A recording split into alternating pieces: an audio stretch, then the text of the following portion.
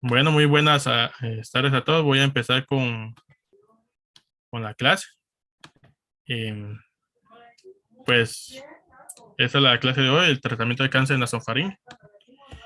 Más o menos esta es la agenda. Vamos a hablar diferentes tipos de esquemas. Hay tratamientos neoadyuvantes en aquellos pacientes también con enfermedad localmente avanzada o aquellos pacientes que es lo más nuevo que se vio en ASCO este año, que es enfermedad metastásica o recurrente. Solo para hablar un poquito de la anatomía.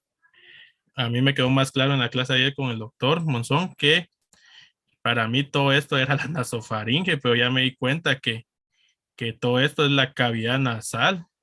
Y ya esta localización pequeña donde termina ya en la parte inferior del paladar ya blando, ya todo este espacio pequeño ya es la nasofaringe. Entonces, si miramos la lesión en la sondoscopía, pues vimos más claro que es una lesión más o menos abultada. Lo que mencionaba el doctor era más de la característica de una uva pelada de color verde. Y pues aquí podemos observar que están los cornetes de la cavidad y aquí pues en tomografía se va a ver la lesión y estos pues son los tumores que vamos a encontrar a este nivel. Entonces, en base a las etapas clínicas, pues el primer estudio que encontré es un estudio ya viejito, más o menos como en el 2004, que lo que localizaba este estudio era darle únicamente el tratamiento con radioterapia solo en aquellos pacientes con carcinoma nasofaríngeo, dependiendo qué etapa era. Entonces, aquí lo clasificaba en 4 grupos. Aquellos pacientes únicamente con un T1, N0, o ya una lesión un poquito mayor, T2, N0, y T1, N1 o T2, N1. Recordando que utilizaba la clasificación 7 de la AJCC y lo que se observó en estos tipos de estudios es la sobrevida global. Más o menos daba una radioterapia con bastante grace, era 76 grace, y lo que se miraba que en aquellos pacientes con etapa temprana T1, la sobrevida global a 5 años pues era de un 96%. Conforme la lesión iba o la enfermedad, la etapa clínica era mayor, pues la sobrevida global pues era un T2N1. Entonces, pero siempre tenía un buen pronóstico. Miramos que la sobrevida global es de 73% y lo que evaluaba este estudio era la enfermedad libre de recurrencia, la enfermedad libre de metástasis y pues la lógica sería que entre mayor etapa clínica avanzada, pues mayor era la supervivencia libre, pero en etapas tempranas, pues sí la radioterapia es una opción en estos pacientes. Ahora, hablando un poquito de neoadyuvancia, pues este es un estudio fase 2 que pues discutieron aquí en ASCO. Este estudio es el de PEN. Es un estudio donde es un estudio fase 2, como repito, es un estudio pequeño, pero eran enfermedades con P16 negativos.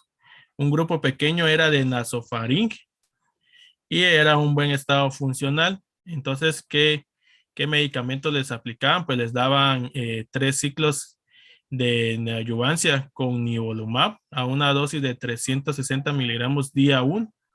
Esto asociado a carboplatino, con un AUC de 5 en el día 1. Y paclitaxel se daba en diferentes días a una dosis de 100 miligramos metro cuadrado el día 1, 8 y 15. Y esto los aleatorizaban en 2 grupos más. Aquellos pacientes que tenían una respuesta clínica y radiográfica de mayor del 50%, pues ya les daban un tratamiento con quimioradioterapia, pero esta le bajaban la intención de la dosis de Grace, le daban 66 Grace, y en el otro grupo que no tenían una respuesta clínica o radiográfica menor al 50%, pues les daban más grays, una quimioradioterapia de 70 a 75 grays. Y la diferencia de estos es que en este grupo, pues se podía dar únicamente radioterapia si era clínicamente a los ganglios del cuello. Cambio en estos, pues se iban todo el cuello y era cuello bilateral y les daban una dosis menor de 45 o 50 grays. Y posteriormente a esto, pues le daban una consolidación. Ellos dicen 9 meses, pero según el estudio también era continuar con nivolumab, 480 miligramos, aquí ya le subía a comparación de este, y era ciclos de cada 4 semanas por un total de 9 ciclos. Entonces, lo que necesitaba el estudio, el punto primario, era la tasa de respuesta. Esto más o menos es las características demográficas. Únicamente me voy a enfocar en lo que es un grupo pequeño en donde incluía, era nasofaringe. Miramos que era de los 36, un total de 2 pacientes. Y la mayoría de estos tipos de lesiones era localmente avanzada, era un T4. Lo clasificaban ellos como una etapa clínica 3 o 4A, en aquellos que también tenía afectado lo que son los ganglios. La mayoría era bilateral y pues la mayoría de estos tipos de grupo que evaluaron tenían que tener al menos un CPS mayor de 1. Entonces, ¿qué fue lo que vieron? La supervivencia libre de progresión en general era de un 64% a 24 meses y la sobrevida global pues era un 76%. Pero aquí ya lo dividieron en aquellos dos grupos. Si recordamos, eran aquellos pacientes que tenían respuesta y aquellos que no tenían respuesta, más del 50%.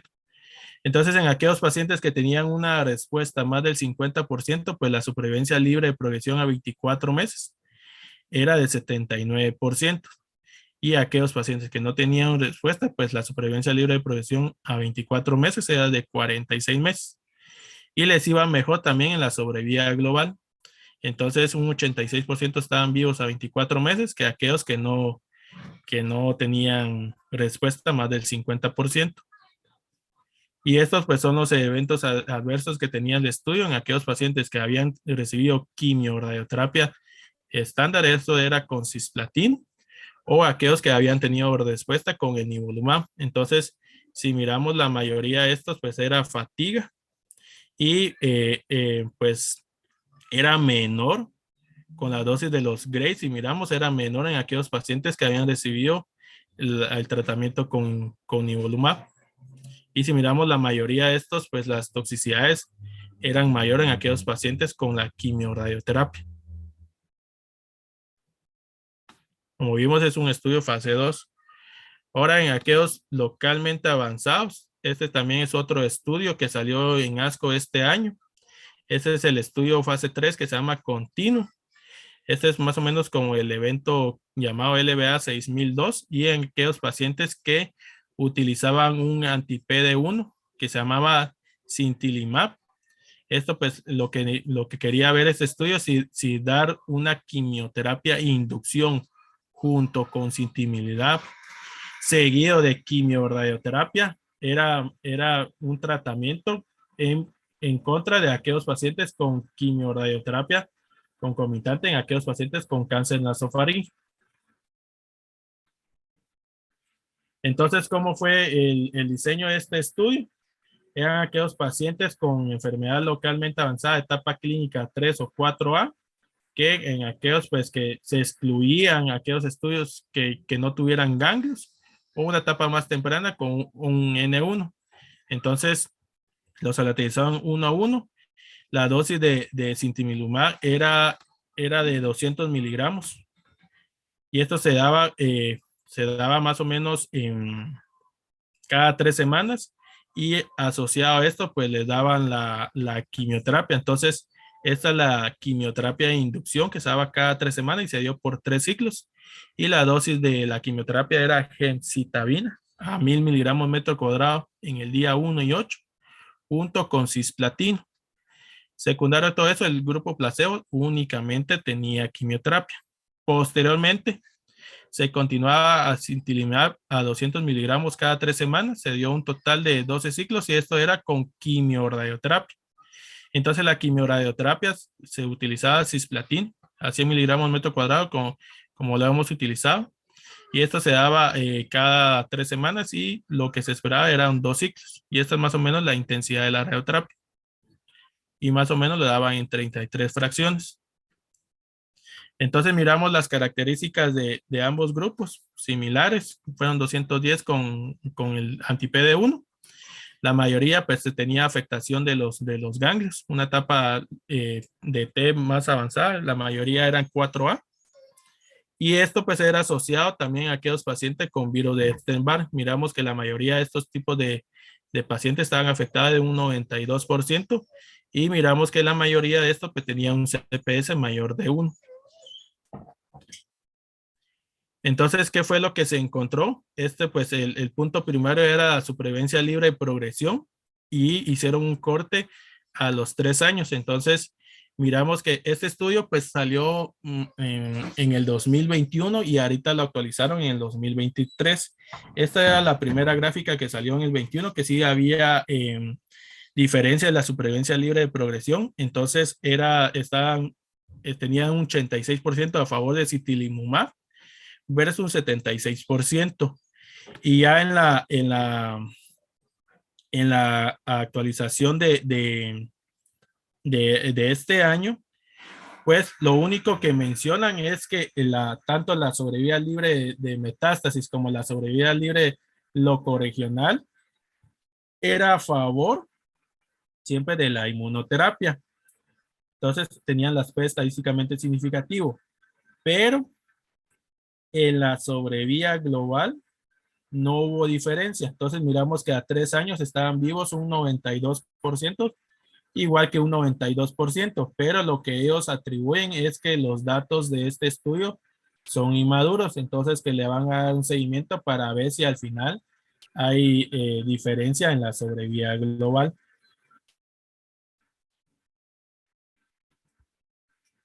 Entonces, ya continuando con estos estudios, pues ya la enfermedad avanzada o aquellos pacientes que tenían recurrencia, pues este también es otro estudio que publicaron en ASCO este año. Este estudio se llama Júpiter 2. Es un estudio donde en aquellos pacientes con carcinoma nasofaringeo recurrente o aquellos pacientes con enfermedad metastásica que no habían recibido tratamiento o eran vírgenes al tratamiento en la enfermedad metastásica. Entonces miramos un buen estado funcional, la mediana de edad entre 18 y 75. Y pues aquí lo que los aleatorizaron uno a uno y esto pues también el toripalimab es un anti-PD1, cual utilizaban una dosis de 240 miligramos junto con mi quimioterapia. Vimos que la dosis de la quimioterapia es gemcitabina a 1000 miligramos metro cuadrado y cisplatino es a 80 miligramos metro cuadrado. Se daba cada 3 semanas por un total de 6 ciclos versus placebos, que solo era la quimioterapia. Y después se daba un mantenimiento de toripalimab hasta la progresión. Entonces, el punto primario de este estudio era la supervivencia libre de progresión y los puntos secundarios, pues era la sobrevida global. Entonces, este es un estudio en el cual hicieron cortes al primero y segundo año. Entonces, miramos que le fue a favor a aquellos pacientes con sobrevida global. Y si miramos a 3 años, estaban vivos aquellos pacientes con a favor de topiralimab y era de un 64% versus 49% con diferencia estadística con un hazard del 0.6. Entonces, la sobrevida global pues no fue alcanzada a favor de la inmunoterapia y en aquellos pacientes con quimioterapia pues la sobrevida global era de un 33 meses. Otro estudio que publicaron, pues es un estudio que también está a favor de la inmunoterapia. En este caso es el estudio CAPTA-1ST. Este lo que utilizó es también un anti-PD1 que se llama camrelizumab. Y esto era combinado siempre con la quimioterapia que era gemcitabina, siempre de la misma dosis, de 1000 miligramos y cisplatina 80. Y en aquellos pacientes con enfermedad recurrente o naive a enfermedad metastásica. Entonces también casi los mismos grupos que el otro estudio. Y pues la dosis que utilizaron esto de la inmunoterapia era a 200 miligramos día 1. Y esto pues ciclos cada 3 semanas, aproximadamente entre 4 o 6 ciclos. Y después el mantenimiento hasta lo que es la progresión o toxicidad versus únicamente con quimioterapia. Igual que el estudio anterior, pues el punto primario era la supervivencia libre de progresión. Miramos las características de este estudio, pues siempre similares en ambos grupos. Miramos que la mayoría pues era positivo a Epstein-Barr en la mayoría de estos estudios. También eran de histología escamosa y pues la mayoría de metástasis estaban metastasizados pulmón, hígado y si era con enfermedad recurrente. Entonces, esta es la gráfica que era el punto primario de la supervivencia libre de progresión, pues fue a favor de tomrilizumab. Miramos que tenía un hazard de 0.54 y la sobrevida libre de progresión media era de 6.9 versus 9.7 meses, a favor siempre de la inmunoterapia.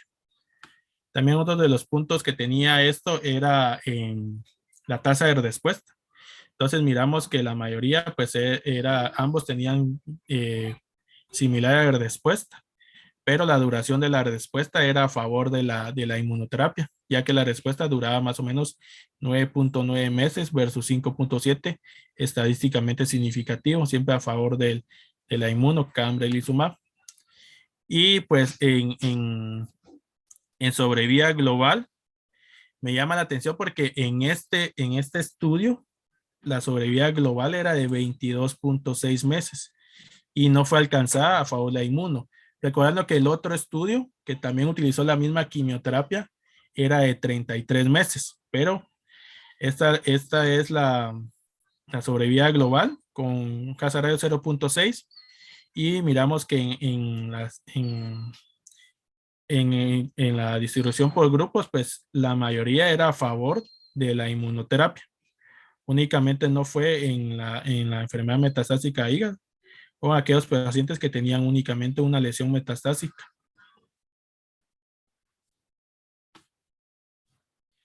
Ahora este es un tercer estudio de enfermedad metastásica, que es el estudio Grationial-309, es un estudio fase 3, en el cual también comparaban otro anti-PD1, pero este medicamento se llama tislelizumab. Decía que es una inmunoglobulina el cual utiliza la vía de la apoptosis, en el cual combinada siempre a la quimioterapia. La quimioterapia, pues siempre hemos visto que es la gemcitabina, siempre a la dosis de 1000 miligramos metro cuadrado día 1 y día 8, con cisplatino 80 miligramos. Miramos que es similar a los estudios previos. Ciclos cada 3 semanas por 4 o 6 ciclos. Pues esto, pues de mirar si había progresión o no, y también el mantenimiento a una dosis de 200 miligramos cada 3 semanas hasta la progresión o toxicidad. Pues esta es la sobrevida global en este tipo de grupos. Y miramos que, perdón, esta es la supervivencia libre de progresión, perdón. Y miramos que la supervivencia libre de progresión pues está a favor de la inmunoterapia con una media de 9.6 versus 7, con un hazard ratio de 0.5. Y la sobrevida global, pues mencionan en el estudio porque no había gráficas que no fue alcanzada en el grupo de la inmunoterapia. Y pues la sobrevida en la quimioterapia pues fue similar en el estudio que vimos previamente de 23 meses. Y esto más o menos es como que la comparación de ambos, de los 3 estudios, que fue de lo más nuevo. Miramos que la sobrevida libre de progresión en los 3 grupos, pues es similar a favor se podría decir, de toripalimab, con una sobrevida de 11.7 meses, a favor y pues la quimio, y la sobrevía global, pues casi similar en estos dos, como que les fue mejor en esto, pero si recordamos que la quimioterapia pues siempre era lo que era gemcitabina, cisplatina. Y pues prácticamente ese era los estudios, doctor.